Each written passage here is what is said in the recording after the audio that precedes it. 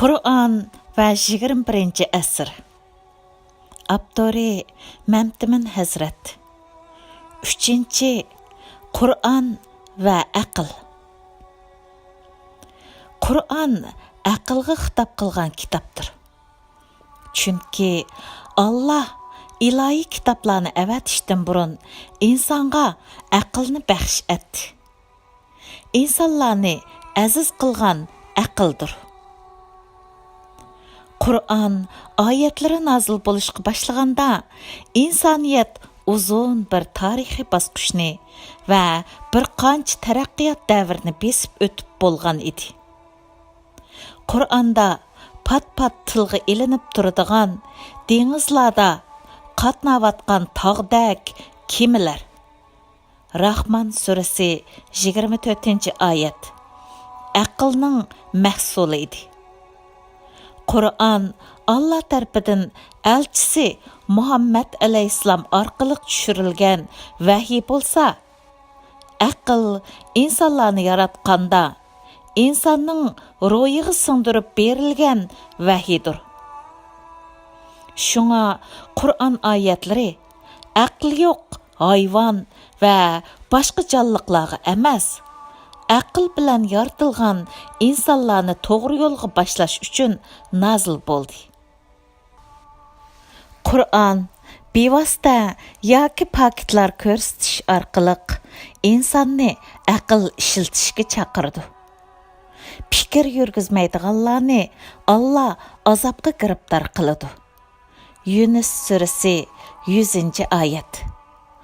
Aqlini ishlatmagan, fikr yurgizmaganlarni Allah haqiqatan azobga giribdor qildi va qilyotidi. Sizlarga nima bo'ldi? Fikr qilmamsizlar.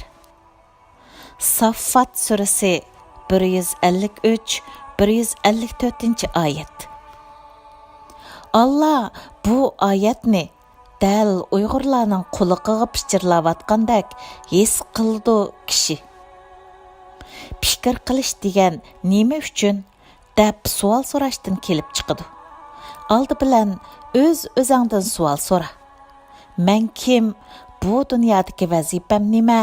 Sen o'zingdan savol so'rmasang, boshqalardan savol so'rmasang, faqatla savol so'rg'uchilar oldida javob berguchi bo'lib qolasan. Allah seni sotchining oldidagi gunohkor, padichining oldidagi padi qilib yaratgani yo'q. Payg'ambar Nur deg'idagi Hira g'orida kecha va kunduzlarni tafakkur qilib o'tkazgan kunlarda tunji vahiy kelmadimi? Musa alayhissalom Tur teg'iga chiqib sukut ichida tafakkur qilayotganda Tevrat oyatlar tushmadimi? Allah hech bir payg'ambarga osmondan boylik tushirib bermadi. Ammo favqulodda mo'l aql berdi. Hazrati İbrahimga payg'ambarlik salohiyati berilishdan burun Allah uningga nima bilan xush xabar berdi? Shu oyatni o'qib ko'raylik. Öz vaqtida farishtalar İbrahimning yeniga berib salom berdi. İbrahim, biz haqiqatan sizlardan qo'rqyapmiz, dedi. Ular, qo'rqmag'in. Biz Parvardigoringning elchilarimiz. Haqiqatan sana nihoyat bilimlik bir o'g'il bilan xush xabar beramiz. Hijr surasi 52-53-oyat.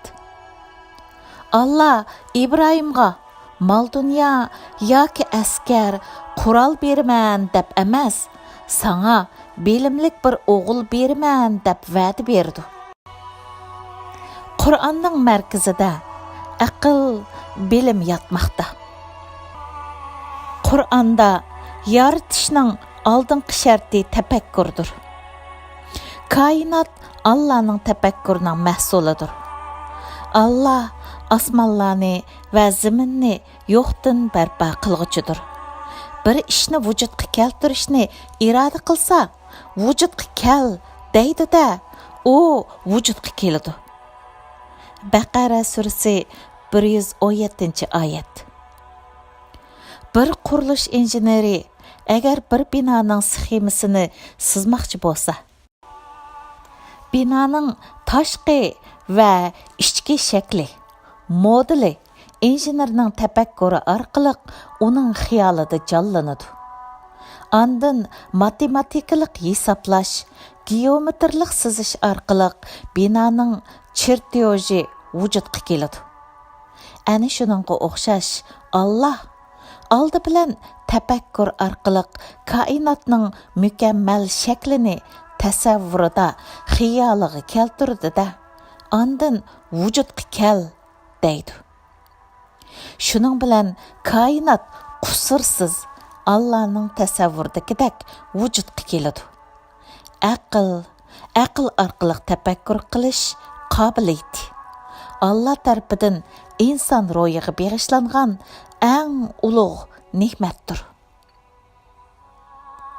Yuqorqi oyatda bir ishni vujudga keltirishning oldingi sharti iroda ekanligi aniq ko'rsatilgan. Iroda bo'lmay turib, tafakkur, tasavvur reallikqa aylanmaydi. Aqlni harakatga aylantiradigan kuchning ismi irodadir. Allah Taala aqlliq, mutafakkur insonlarni olim deb atadi. Ko'r odam bilan ko'zi saq odam barobarmi? O'ylab baxmansizlar. An'am surasi 50-oyat deyish orqali bilimlik odamni madilasa, nadonni qamchiladi. Hatto nadonlarning yo'liga ergashmanglar. Yunus surasi 89-oyat deyish orqali nadonlikning insoniyatga qanchalik xatarlik va ziyonli ekanligini ogohlantirdi. Bilmayman deguchilarni, bilmasanglar ilm ahlidan so'ranglar. Nahl surasi 43-oyat deyish orqali ilm ahlining qimmat e'tiborini muqimlashtirdi. Tafakkur insonni Allohga ilib boradigan yo'ldir. Bugun dunyoda musulmonlar qaloq va kuchsiz ahvolda turmoqda. Bo'libmi Uyg'urlar islomning dastlabki davrlarida o'zlarining dunyodagi eng aqlli bir millat ekanligini kulli jahonga isbotlaganiga qaramay, bugun har jihatdan parishon bir vaziyatda. Millatimizning bu ichinishlik manzaralari tafakkur qilayotgan Uyg'ur avlodlarining qalbida shiddatlik guldur ma'nolarni hosil qilmoqda. İslamdan uzoq turayotgan Uyg'ur ziyolilari islom degan nadonlik, yo'qsullik, o'zaro ixtilof, qon, ko'z yeshi deb qaramaslik lozim. Kimning qanchalik musulmon ekanligini o'lchaydigan eng nozik taroza Qur'oni Karimdir. Haqiqiy islom Qur'ondadir. Uyg'ur xalqi azob va hasrat ichida. Din hisoblangan jaholat sirtmig'ini bo'ynidan chiqarishning mushaqqatlarini tortmoqda. Fikr yurgizmaydiganlarni Allah azobga giribdor qiladi. degan oyatni tushunmaganligimiz yoki bizga tushuntirilmaganligi uchun aqlimiz xuddi asrlar bo'yi zay to'pi ostida ko'milib qolgan qilishdek dodlashib ketdi. Biz asrlab azob chekkan bo'lsak, sababi jaholatga cho'mganligimizdandir. Jaholatga cho'mgan g'aflatdagi kazzoblarga la'nat bo'lsin. Zariyat surasi 10-11 oyat. G'aflatga bak uzun vaqt cho'mganligimiz uchun Allohning la'natiga uchirgan bo'lishimiz mumkinmi? O'ylanish va tafakkur qilish kerak. Tafakkur qilg'uchi Uyg'ur ziyolilari shuni yaxshi biladiki, itning achchig'ida chapanni o'tqa tashlash aqlga uyg'un emas. Biz xurofotlikning zinini tartqinimiz uchun xurofotlikqa nafrat qilamiz. Qur'on xurofotlikni yer yuzidan yo'qotish uchun tushirilgan kitobdir. Ular Qur'onning ma'nosini tushunmay va haqiqatiga texi aqli yetmay turib, uni inkor qilishdi. Yunus surasi 39-oyat. Tushunmay turib inkor qilish Allohni inkor qilishla emas, balki Alloh bergan aqlni inkor qilganlikdir. Gap aql ustida ketayotgan ekan, tafakkur qilg'ichi insonning aqliga shu savol keladi. Qur'onda aniq belgilama yoki ishorat bo'lmagan masalalarda qanday qilish kerak? Payg'ambar alayhissalom bu xil ahvolga duch kelgan. Bu to'g'riliq payg'ambar hayotidan bir ikki misol berish hamma chigis savollarga javob bo'ladi. Payg'ambar alayhissalom Badr urushiga chiqqanda Badr cho'lida bir do'ngning yeniga kelib to'xtadi va sahobalarni u yerda turib mushriklarni kutish uchun tayyorlik qilishga buyurdi. Sahobalardan Habbob bin Munzir: "Ey Allohning elchisi, askarlarimizni bu yerda turg'izish to'g'riliq vahiy bormi?" deb so'radi. Rasululloh: "Yo'q, bu mening qarorim" deb javob berdi. Munzir: "Ey Allohning rasuli, undaqda men sana bir maslahat beraman. Biz turayotgan yer quduqlardan uzoq. Agar urush uzunga so'zilib qolsa, mushriklar quduqni egilib olsa, biz va uloqlarimiz suvsiz qolamiz. Suvsiz qilish bizni mag'lubiyatga uchirtadi. Quduqlar bizning kontrolligimizda bo'ladigan yerga yerlashsak, bizga foydali dedi. Rasululloh Habbob bin Munzirning fikrini xo'shallik bilan to'g'ri topdi va sahobalarni darhol quduq bo'lgan manzilga yetkazishga amr qildi. Musulmonlarning tunji g'azoti bo'lgan Badr urushida 300 atrofidagi musulmon qo'shin 1000 dan ortiq mushriklar qo'shini ustidan g'alaba qilishida bu strategiyaning hal qilg'uch rol o'ynaganligi to'g'risida butun islom tarixchilari ham fikrdir.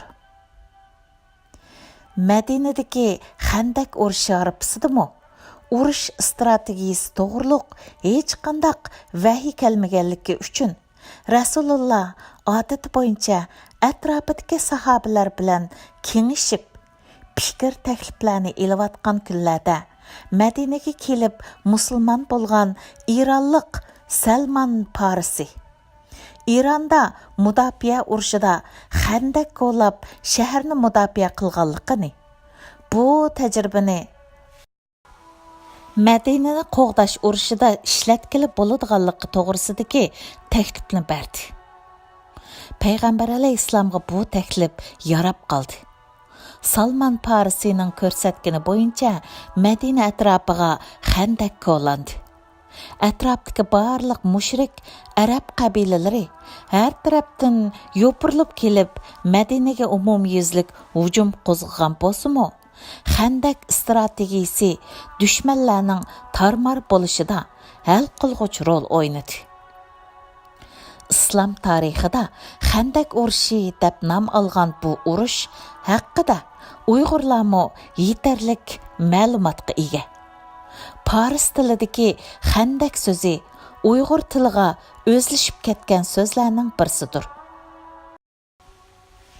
Vahiy bo'lmagan yoki vahiy bilan aql moslashmagan masalalarda islom fiqh olimlarining aql yo'lini tanlashida payg'ambarning sunnatidagi pokitlarga tayanmoqdadir.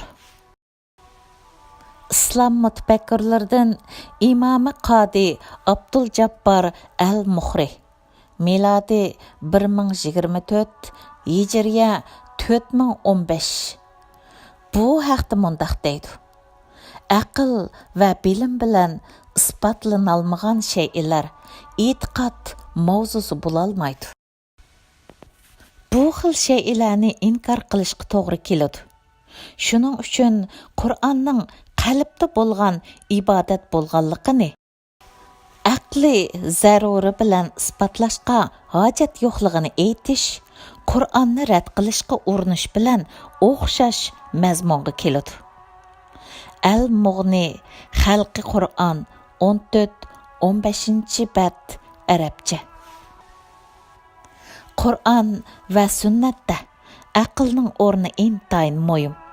Shunimi bilishimiz lozimki, imonsiz aql tizginsiz otga o'xshaydi.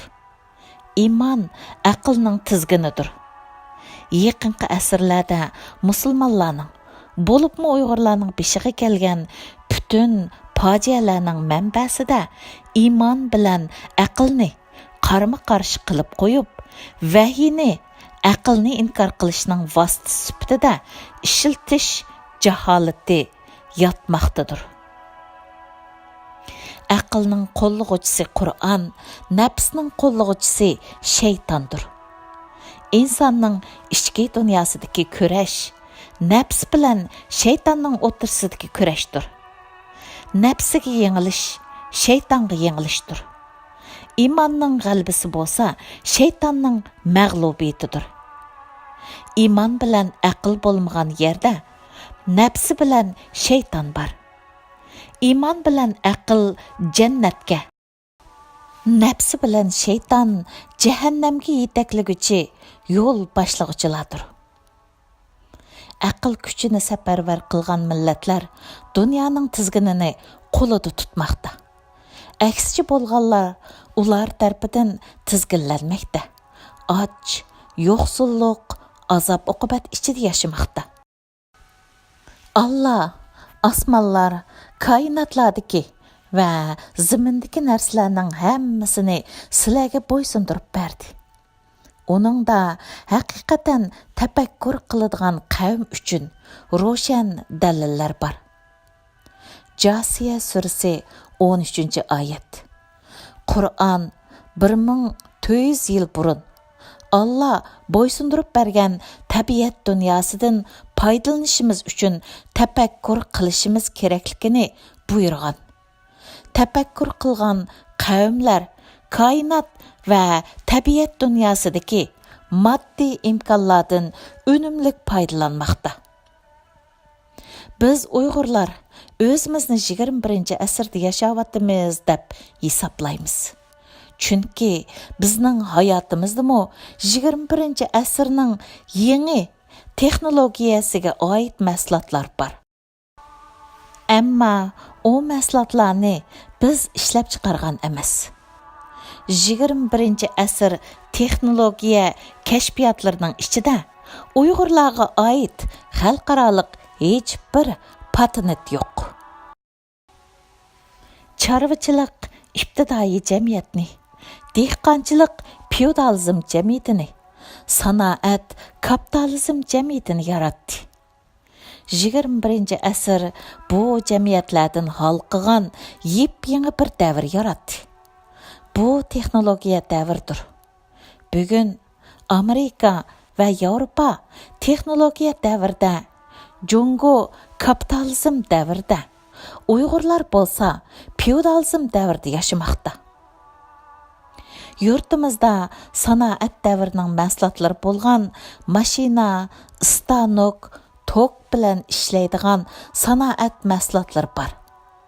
Qo'llarimizda texnologiya davriga oid bo'lgan telefon, uylarimizda, ya'ni ba'zilarimizning kompyuterimiz bor. Ammo biz Uyg'urlarning asosli kirim manbayimiz yezi egilik, bog'bonchilik, uy hayvonchiliklaridan kelmoqda. Sanoat bir ishchining 1 yillik emgaki orqali eng az 100 dehqonning 1 yillik emgak mahsulotini setib olaydi. Texnologiya bo'lsa bir ishchining 1 yillik emgaki orqali 10 ming dehqonning bir yillik emgak mevasini setib olaydi. Musulmon bo'lish demak, o'ttir asr bekinmachilik qal'asidan chiqqili unumay, bekinib olib turib olish deganlik emas. Allah insonni vujudidan oqqizgan tarning miqdori bilan emas, jamiyatda boshqalarga yetkazgan foydaning miqdori bilan o'lchaydi. Foydali bo'lish uchun insoniyatning taraqqiyot yo'lidagi poyezdlarda yuk emas, paravuz, hech bo'lmasa yuk qachilaydigan vagon bo'lish qobiliyatiga ega bo'lish lozim. Bu dunyoda hech bir narsaga erisholmaslik, u dunyoda jannatga kirishning shartlarini hozirlaganlik hisoblanmaydi. 21 asr texnologiya davri deganligimiz, kashfiyot, yangilik yaratish davri deganligimizdir. G'arb dunyosi yaqinqi 30 yil ichida yaratgan yangi texnologiya kashfiyotlarini Jongoda mahsulotga aylantirib, dunyo bozorlarida sotdi. Jongolik ishchilarning mehnatidan g'arb kapitalizmi g'oyat zo'r foydaga erishdi. Jongomo bu 30 yil ichida g'arbning texnologiya hammalligini qilish jarayonida bu texnologiyalar bilan tanishdi va o'zlashtirdi. Yevropa 300 yilda ijod qilgan kashfiyotlarni Jongo 30 yilda ko'chirib, taqlid qilishda hayron qolarliq muvaffaqiyatlarga erishdi. Ko'chirish jarayoni o'rganish jarayonidir. Uyg'urlar bu 30 yil jarayonida ko'chirmakashlarning ko'chirgan narsalarini ko'chirishga ulgurolmadi yoki bundoq bir imkoniyatga erisholmadi. Chunki Uyg'urlar tez taraqqiy qilayotgan Jongoning taraqqiyot qadamiga moslashishda gangrab qoldi yoki fursat berilmadi. Aqlini ishlatgan inson uchun fursat ko'p. Bugun kunduzi ishingiz tugimay, kech kirib qolgan bo'lsa, erta yangi bir kun tug'iladi. Allahning har yangi kuni yangi bir fursatdir. Har kuni atdigan ko'tarilgan quyosh yangi bir fursatning xush xabarchisidir.